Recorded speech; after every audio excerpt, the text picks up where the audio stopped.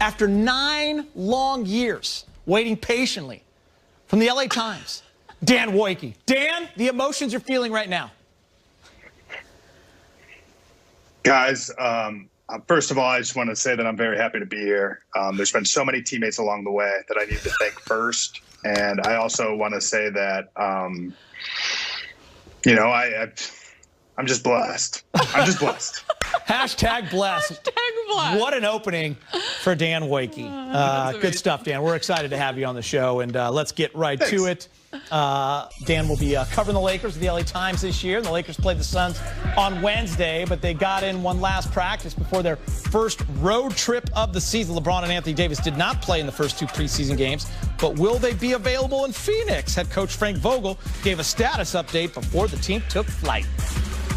The only guy injury-wise that will be out for tomorrow's game, I should say doubtful, is Caruso is still doubtful, still has some soreness in his hip flexor, so he'll be listed as doubtful. I do plan on playing AD and LeBron some first half minutes, but just to kind of get their feet wet, and you know, we meet with the medical staff.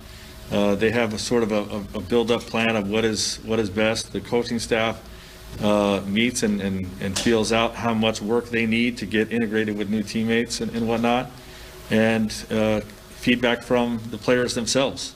You know, how do you feel like you want to manage these 4 preseason games to allow yourself to be ready for opening night? And you know, you factor in all of those conversations and opinions, and you land in a spot that's comfortable for everyone. I just want to continue to, if it's tomorrow, you know, in Phoenix, if it's Friday, I want to just continue what the ball club has been doing. I mean, they've been sharing the ball, moving the ball, playing at a really good pace, and trying to defend and rebound. And, you know, we just want to, you know, pick up back where we left off in the bubble, but also enhance that with the new guys. I mean, I'm going to do the same thing. Whatever it takes for our ball club to win, you know, I'm going to bring my game. You guys know what my game provides for this ball club. And, you know, and I'm going to produce that every night. You took a lot of pride last year in being able to lead the league in assists at age 35 and taking on a new role, playing point guard for that team. Obviously, a different year, different roster. Do you have a sense yet of whether you should take on that same amount of playmaking with this team this year, and what are kind of your thoughts on that moving through a year when you had such a limited offseason? Yeah, you know, every year causes for, you know, whatever that challenge presents itself, Bill. So, you know, if it presents for me to be the primary ball handler and also, you know, try to lead the league in assists, or just make sure I am, you know, being the forefront of, you know, getting guys involved, then I can take that responsibility, as we've seen last year. If it does not happen, if our team don't need it this year, then that's absolutely fine as well. You know, we can, you know, as you've seen through the first 2 preseason games, being able to facilitate through Mark, you know, at that high post area is going to give us another playmaker. You know, Dennis is going to give us another playmaker. So, you know, it doesn't matter, you know, for me. Whatever, you know, the team needs for me to do this year. Last year calls for me to be the primary ball handler, to make sure I get guys involved, to make sure I keep the ball moving and things of that nature, and it worked well for us. But every year is his own challenge. So LeBron and AD expected to play. I can't imagine it's going to be a lot of minutes, but still exciting for all of us and the fans to kind of see them with the new additions, Allie. Yeah, and I think at the end of the day, I'm not really looking forward to so much them and the other additions as much as I am just looking forward to seeing how they look respectively in their own right. You know, I think one of the things that jumped out to me a couple weeks ago when LeBron joined us on road tripping was that he'd only picked up a basketball twice and training camp was starting a week and a half ago. And so how does he feel? How does Anthony Davis feel? What do they look like getting their feet wet? How's their wind? What does their shot look like? How do they approach their minutes? Because I think the one thing we've all come to learn is that the organization is going to be very patient, as Derek Fisher said, and I will continue to preach as well. Championships are not won in the preseason. So it's all about that process and building up. Dan, jump in. What are your expectations for AD and LeBron, not just this week in Phoenix, but early on in the season? First, I just want to message that LeBron's beard looked like it was like a sausage, like spilling out of a casing in that face mask. It was awesome. I just watched it the whole time. It was so thick. It was incredible and luscious. No, I think you guys both make great points that it's gonna be a slower build. I mean, LeBron is a guy who obviously such a worker, right? And he had his routine severely disrupted this offseason. He had his routine severely disrupted before the bubble too.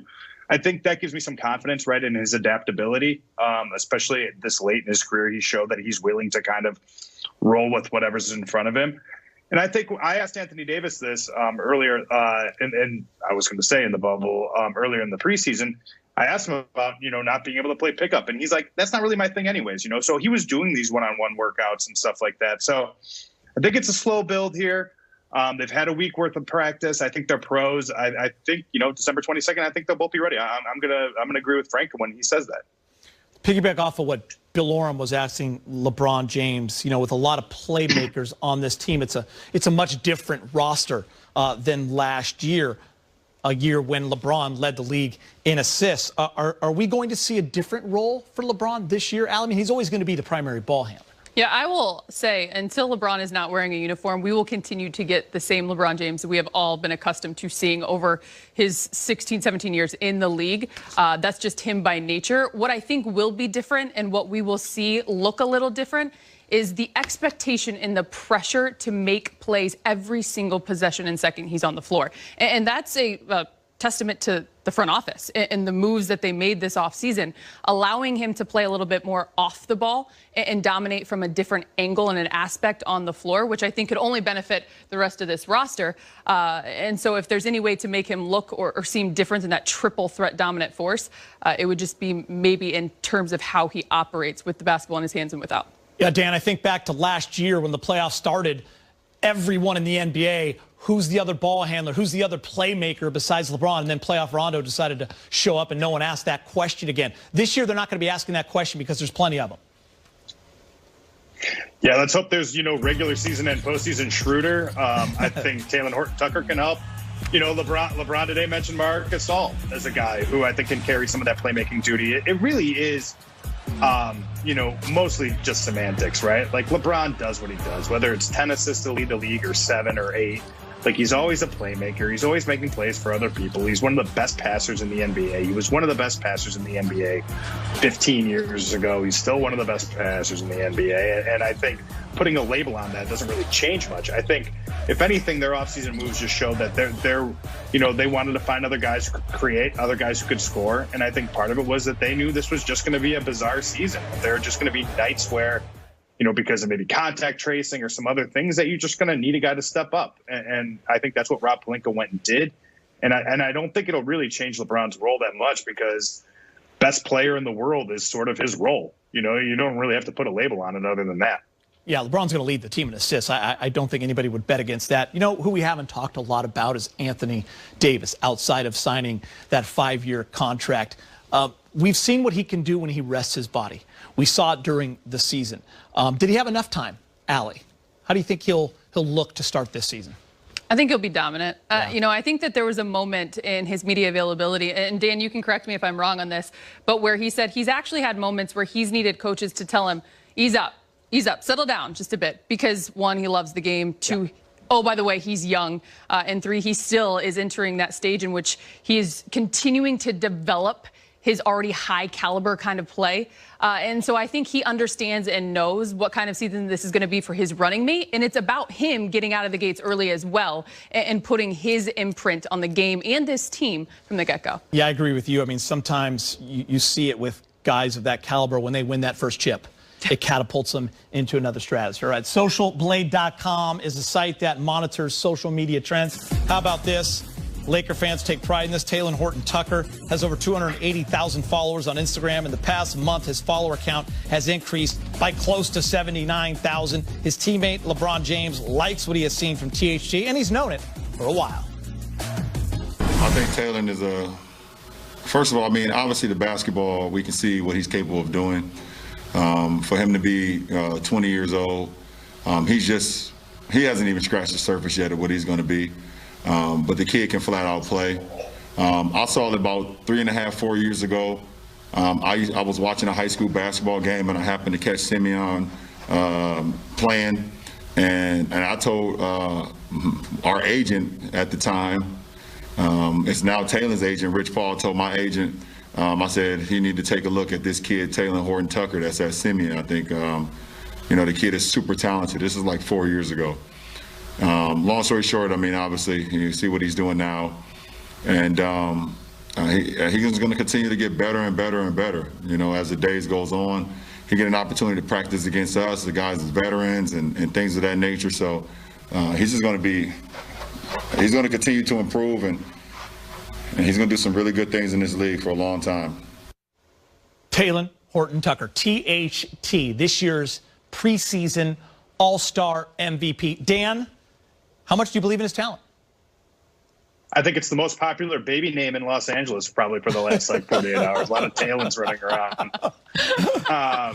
That's genius. I'm a believer. I'm a believer. I think, and when I say that, I mean, I think the Lakers have found themselves a rotation player, right? And I think that's a good place to start. Maybe he's a starter someday. But I think, you don't really find guys that can affect winning a lot in the middle of the second round. So kudos to the Lakers. Kudos to that scouting staff. They've been great at it over the last decade, really, at finding guys in that position. And it looks like they found another one in Taylor Horton Tucker. I talked to some scouts, some other executives about him in the last few days.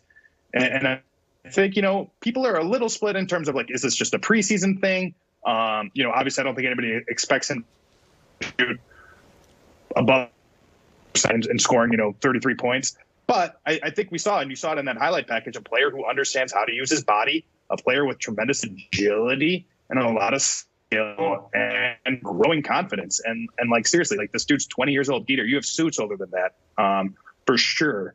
And it's really incredible. Allie, you've known maybe not for 4 years like LeBron, but when did you start to realize you might have some talent? Dan, you just mentioned scouts and executives. I have a personal scout of my own, I guess, if you will. My husband, Jason Kelso, was a former coach at the University of Toledo, and they were one of, if not maybe, one of his first Taylor's Division I offers. And they offered him as a sophomore out of Simeon. And I asked my husband today when Braun mentioned the fact that he saw him play back then, and I just said, Jason, what was it you guys were seeing in him at such a young age, a sophomore in high school? And the skill set is there, the size. A lot of people talked about his wingspan, but the one thing that Jason and Coach Kowalczyk talked about was his IQ and the way in which he was able to distribute the basketball. And I think that's been one of the things that has stood out so glaring in such a positive way early on in the preseason is the composure and poise that he plays the game with, having had not a lot of experience in the G League, but not on the NBA level in particular. And the game just seems so slow for him. And again, he's just a few days into being 20 years old. You and I went down the roster today, 10, 11, 12 deep. It's going to be really interesting to see where he fits. All right, still to come, the Lakers made some noise this offseason and are looking to go back-to-back. Ahead, we'll show you what officials from other NBA teams think about their chances to repeat. Plus, LeBron James and Giannis are both locked in on contract extensions.